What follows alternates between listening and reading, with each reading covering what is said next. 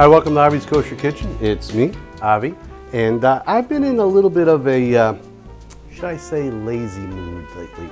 I'll explain why in a minute. First, I'm going to say L'chaim, Baruch Atah Adonai Eloheinu Melech HaOlam, Borei Pri HaGefen.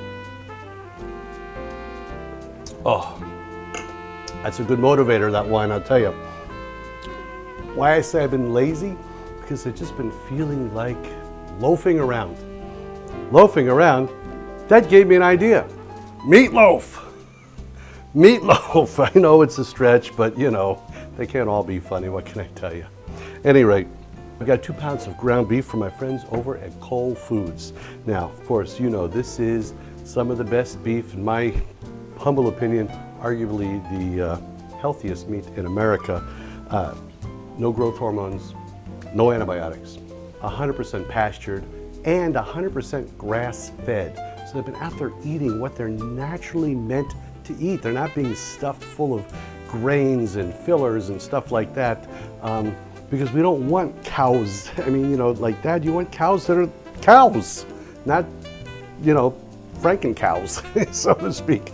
So I'm gonna start by seasoning up my meatloaf, and we're gonna do something a little bit different, because I know all the meatloaf recipes call for, you know, milk and eggs and all sorts of stuff like that. No fillers, no fillers. We want meat. Okay, I'm gonna start a little bit of kosher salt right on top.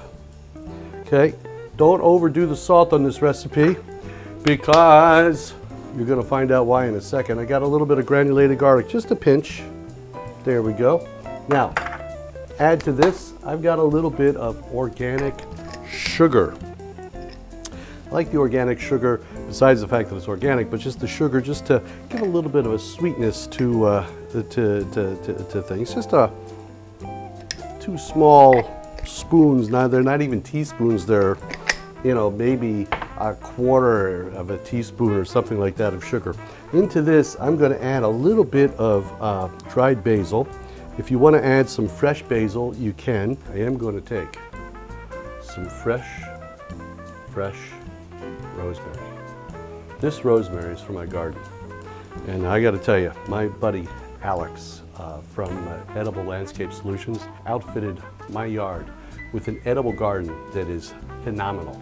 There is basil, 3 different kinds of basil. There's oregano, 2 different kinds of oregano. There are hot peppers, there's sweet peppers, there's tomatoes, there's cabbage, there's radishes, okay? So I'm going to take half of this. This is so pungent, it's so good, you don't need a lot. I'm going to just take this rosemary right in here, fresh. And the reason I'm only going to do half now is because I had a dream, and it came to me in a dream to do this recipe in a very different way. Something that I just said, meatloaf is comfort food, and I feel like I want to do real comfortable stuff. So I had this idea, what else is my comfort food, my go-to things when I just feel like I just want to munch on something. You're going to see in a second. We're going to mix all this in here. Now, notice I'm not being too aggressive in mixing the meat together. You don't want this to be so tightly packed it makes it dense. Now, also notice what I'm not adding to this. There's no eggs, there's no milk, almond milk, anything else like that. There's no breadcrumbs, no filler. So I'm going to take some parchment paper here. I'm going to put the meat right on the parchment paper, just like so. And we're going to spread this meat out. I'm going to flatten it out and kind of make it into as much of a square here as I can. Just flatten. Now, I'm going to add to this what I dreamt about. I dreamt about bacon, beef fry, and sausage. But I'm not going to add it like this. This is also, by the way, from our friends over at Whole Foods. This is, again, no growth hormones, no antibiotics. It's a Mexican beef chorizo and the beef fry. The great thing about all their smoked products, their sausage and their beef fry and so on, is that there's no nitrates. no nitrates, just what occurs naturally in the spices. There's no extra, junk added. And the chorizo, by the way, is a little mild. It's not so hot. It's not, crazy spicy. Now, I took some of that chorizo and some of that beef fry and some onions a little bit earlier, chopped them up, and I sauteed them in the pan. Look at this. Look at this. And guess what? We're going to take this. It's going to go right here, layered in here. Yes, I know.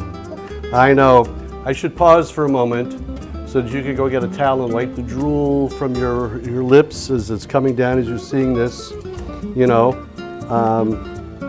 But I got to keep going because we got to try to keep these short, I'm told. So here we go. Just spread this out. And this is going to be a beautiful, beautiful layer of surprise, right in the middle of the meatloaf. Now, we're going to take this, we're going to roll it. Surprise! We're going to roll it up.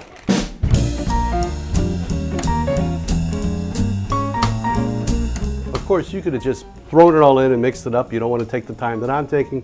Fine, no problem. I have my meatloaf pan. It's going to go right into here, just to help keep it shaped. Just spread it a little bit to the edges. Now to this, I'm going to add just a little bit of my berber barbecue sauce right on top.